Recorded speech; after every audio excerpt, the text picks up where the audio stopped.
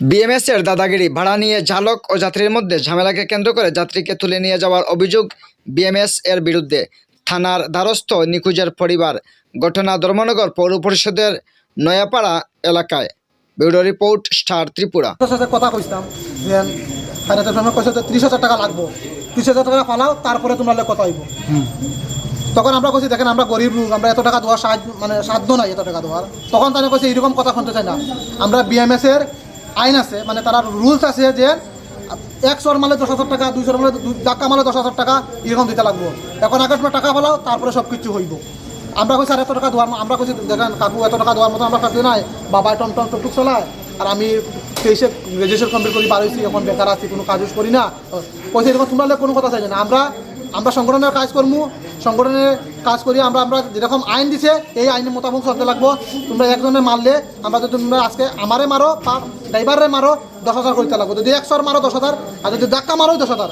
আমি কইছি দেখুন এটা তো সম্ভব না দেওয়ার, আমরা গরিব মানুষ, এটা কিরকমভাবে হইব। 200 মারলে 20,000 টাকা।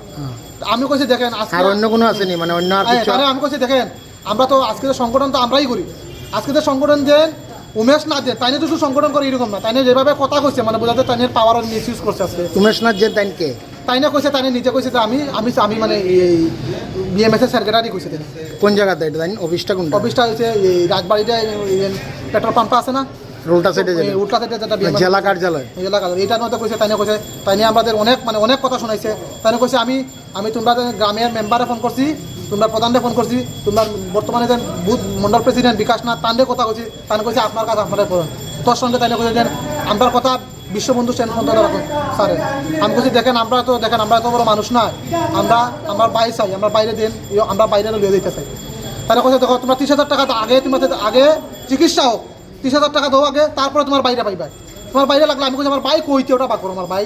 তার কথা তোমরা লাগলে 10 মিনিটের মধ্যে বাই পাক করো, আমরা এত মানুষ আছে, আমরা 10 মিনিট। আপনার ভাইয়ে কি মানে 3টা চোর মারছেন না? 30,000 টাকা জেল লাগে।